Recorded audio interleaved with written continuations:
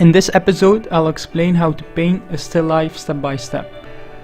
This time I'm not going to work digitally in Photoshop, but I'm going to use acrylics. And sometimes it's a good habit to switch between mediums from time to time, because it will allow you to make mistakes, and then if you make mistakes you will start learning from it. Personally, I also find it relaxing to work with acrylics. In Photoshop you can just pick your colors from the color picker. This time, when you work with acrylics or oils, just traditional, you have to color mix your own colors. You can't do Ctrl Z and step back. So you have to use, or you have to make mistakes, and then once you make a mistake, you have to fix it. So this is my basic setup here. I have a canvas. Yesterday I painted a color wheel on it. I have to my right a tear off palette. So basically I can use, or you have different sheets, so you can tear them off. Some kind of plastic where you can color mix your or blend your colors on. To blend your colors you can use a palette knife. So you would take one color, pick another one, for example the blue and the yellow. If you mix those together you get a green. Then I also have some pencils to sketch the line art of the still life. The still life is here outside the screen to my right. So I have an apple and a banana, and they are sitting on this box to my right. Also have one light source on it, so you get nice light masses and shadow masses. For the brushes, I'm going to use this flat brush. It's a big brush, so I can block in the shapes very quickly. I also have smaller sizes, but that's probably for the final step if you want to start detailing. You also have round brushes, which are nice for blending, for example. But probably I'm going to stick with the flat brushes. So here you can see the difference. I also have some water to my right, paper towel to clean up if needed, and a cloth to clean my brush. And then for the colors I have reds. So basically the primary colors for blending. I have the reds, this is magenta, and this is, I guess, just a normal red. The blues, so a cyan, an ultramarine blue, and a yellow. So basically with those three colors, so those are the primary colors. And the cyan and magenta are the primary colors, and the yellow for printing. Back in the days they didn't have the cyan and the magenta, so they used blue and red. But basically the blues and the red and the yellow, those are the primary colors in painting. And once you start blending those colors, you can get every other color on the color wheel. So I'll have yellow with red makes orange. The red with the blue makes purple, and the yellow with the blue makes green. So the primary colors are yellow, red, and blue, and then the green, the orange, and the purple we call secondary colors. If you mix those primary colors together, you get a very dark color. Basically it's almost black. If you mix the secondary colors, you will get a gray. And then when I'm painting, I'm also going to use this white over here, the white in the middle, to tone down my colors if needed. And I also have this brown over here maybe I'll use it. But again, you can use the primary colors to create every other color on the color wheel. First step, what I'm going to do, I'm going to tone or basically get rid of the white. Right now I have a color wheel on top of it, of this canvas. I'm going to pick, because my scene here is quite warm, what I want to do is pick an undertone that's a bit cooler. So maybe I'll use this cyan or this magenta and the white, blend them together to create one tone. And then we're going to paint on the magenta undertone. So I'm also still learning to work with acrylics. So I would advise, if you just start with any medium, try to get some nice tutorials or books about it. I bought this one, Vibrant Acrylics by Hassan Akib. I like this one because in my digital work often lacks a lot of saturation, and I think it's quite often very low key. So I really like this book. He uses a lot of vibrant colors, colors with a lot of saturation on it or in it, and he gets very nice results. So check it out. I also have this small easel. Normally you also have a back side, so you can stand it up like this, so you can use your arm to paint. This time, because I want to record everything, I'll put it like this so you can see it.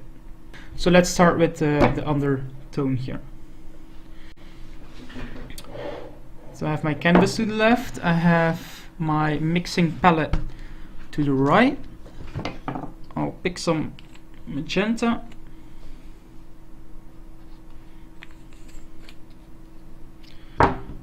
some white,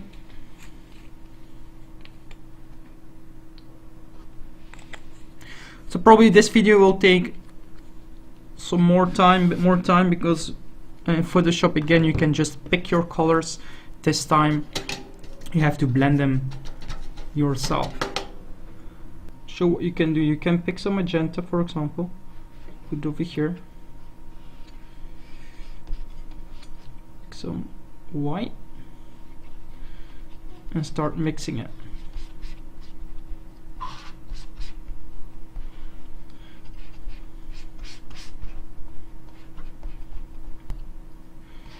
It will be nice if we use this as a ground, and if we start painting, some parts of the magenta comes through.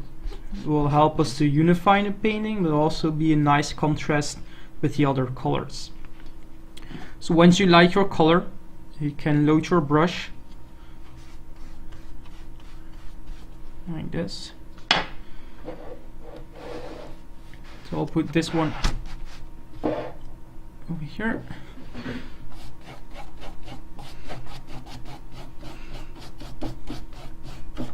And the cool thing about acrylics is, if you don't like your previous painting, you can just paint on top of it.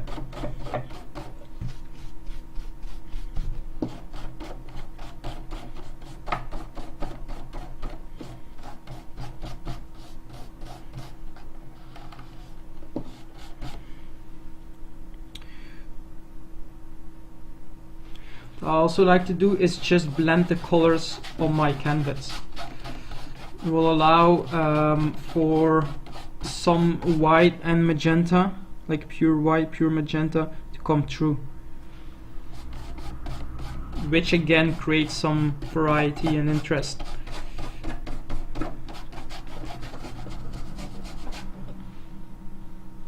So very roughly I'm going to fill this canvas.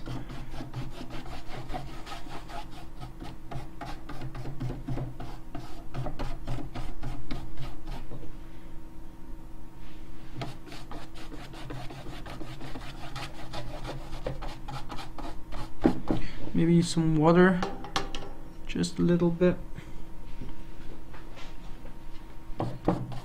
Okay, so my ground is dry. Right now I'm going to start sketching the still life in front of me.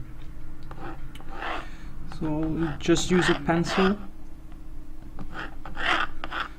Everything is sitting on a box.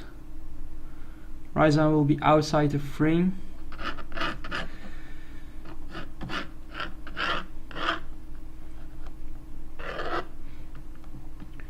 Let's see.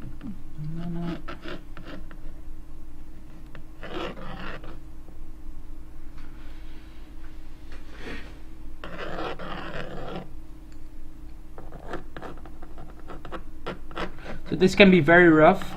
It's just as a starting point, and then probably I'm going to refine it once I started painting.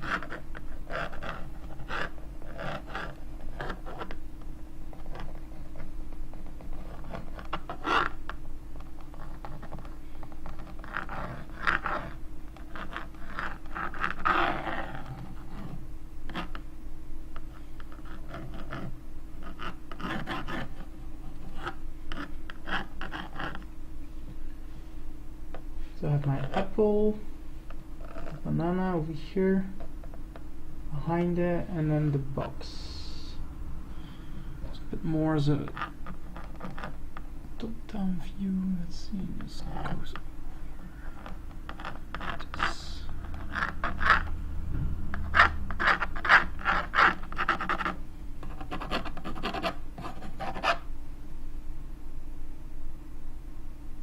Yeah. Okay, so that was the first step. Second step is getting the colors down. So let's try the yellow first.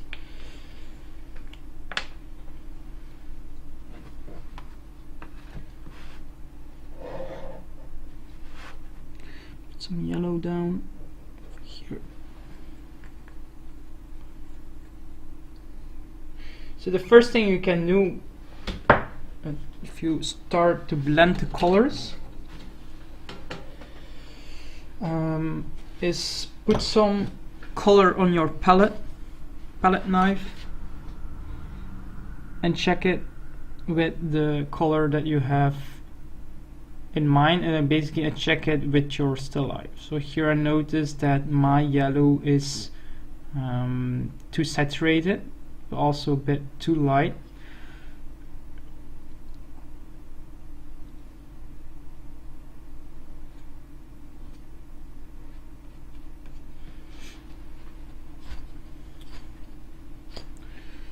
So what I can do is, if I look at the color wheel,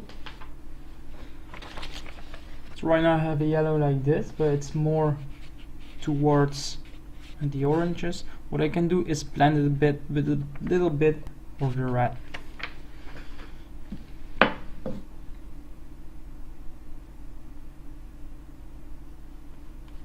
Not too much, because the value of red is darker and then the value of yellow. If you would put the colors here in grayscale, red would be darker, yellow would be lighter in value.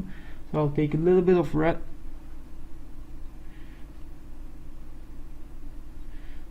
blend it with the yellow.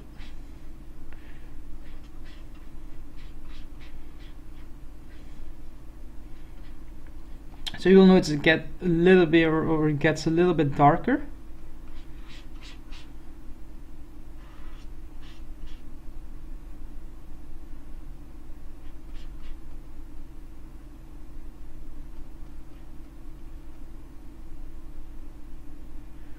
So I'll double check with my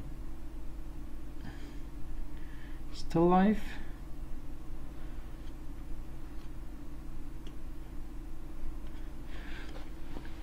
I want it a bit lighter. What I can do is just pick some white.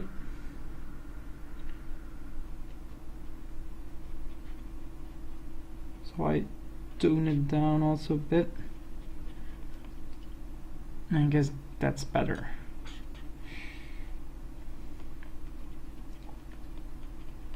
So that's one way of finding your colors. What I like to do is just load my brush with yellow and maybe some white and red, and start blending on the canvas. So I get speckles of yellow, white, and the cyan, the magenta on my canvas. So I'll start blocking in this yellow first.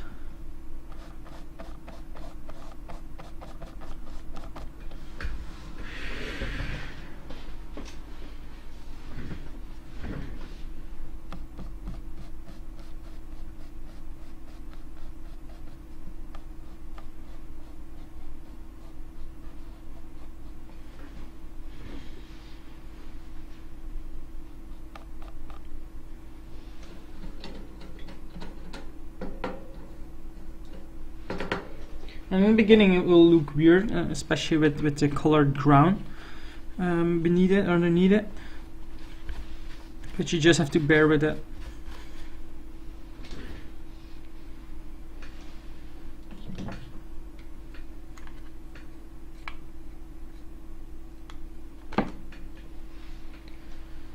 Maybe I'll also put some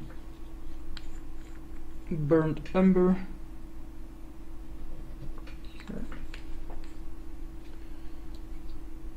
Use for the shadows, some blue.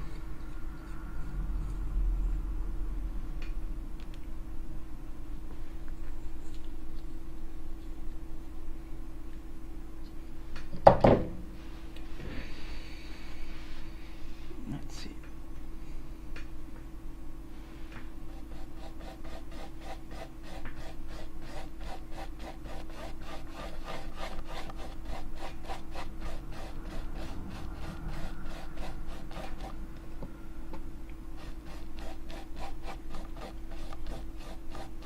So I just picked some yellow and some magenta and blended it on the canvas.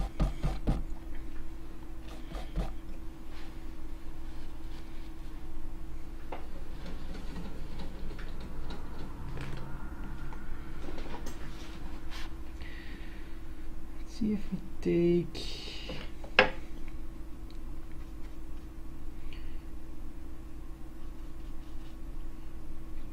blue to darken it down.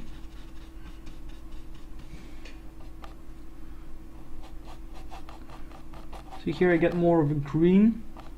What I need is some more red in it.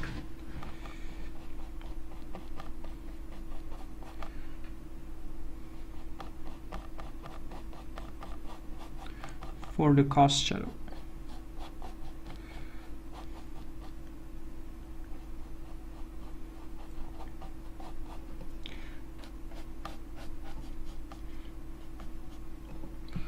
So quite dark here.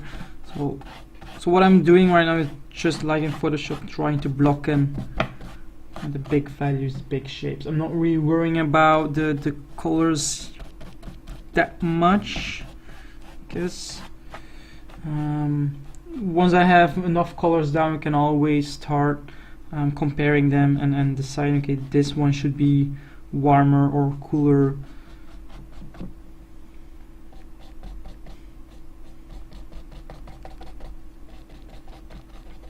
So my light is coming from the top.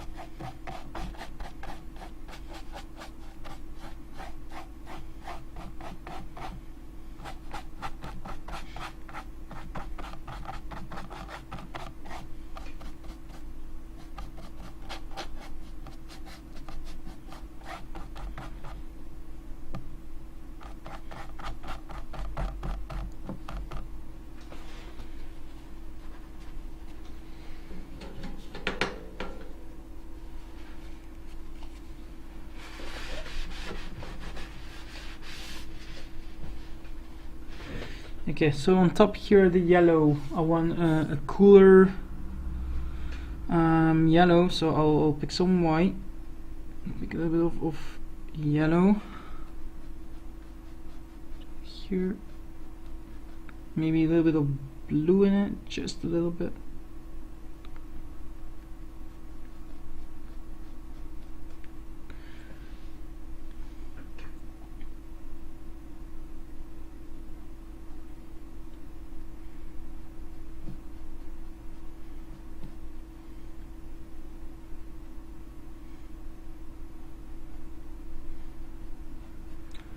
Get some lighter values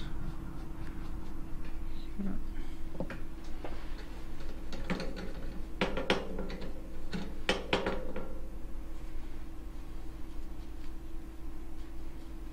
Okay, I'm going to switch from a brush, so I'll use a smaller one. Oh, this one.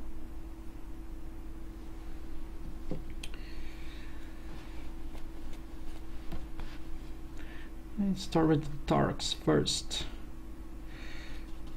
So if I mix, for example, the red and the blue here, I will get a dark purple, especially with the umber in it. Almost get black.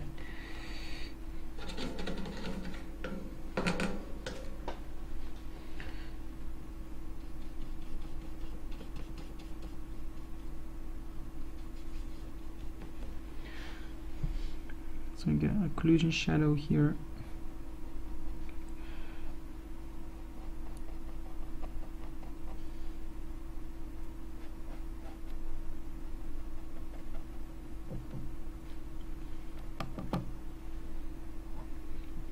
And I'll probably have to wait a bit until everything is drier.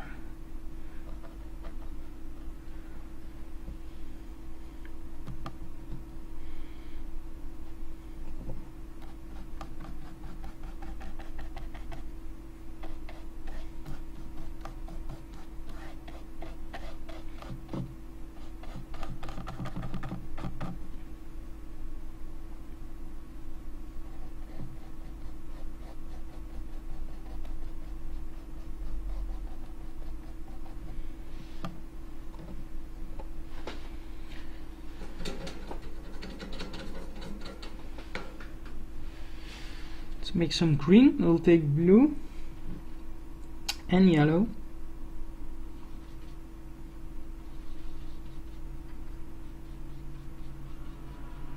And you get green.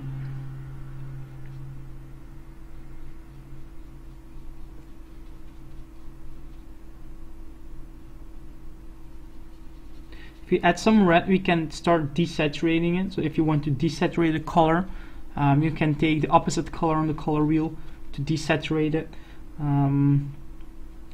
Maybe add some white over here.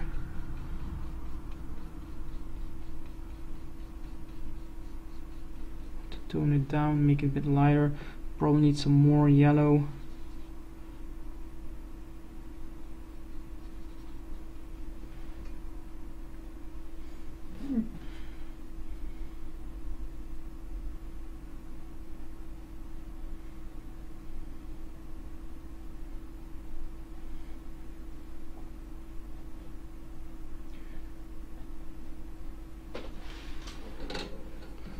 So what I like to do is block in the colors first and then think about values. So probably here, and it needs to get lighter. So that's too dry, it's white already. Yeah, it's not okay.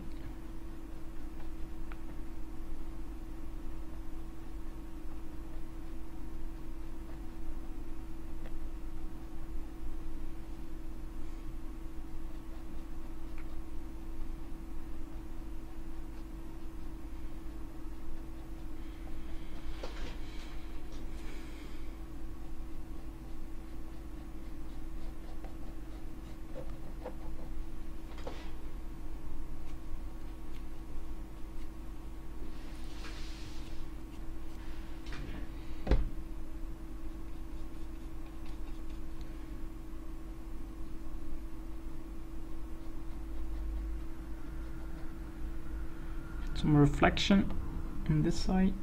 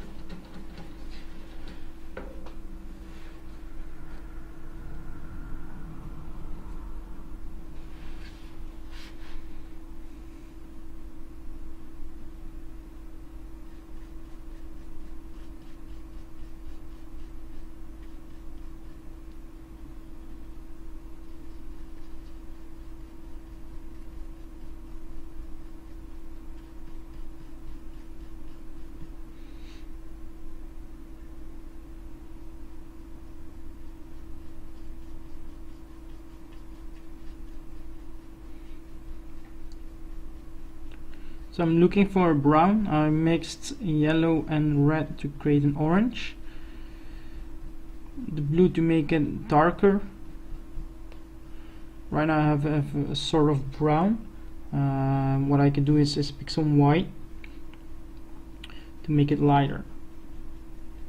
Light brown.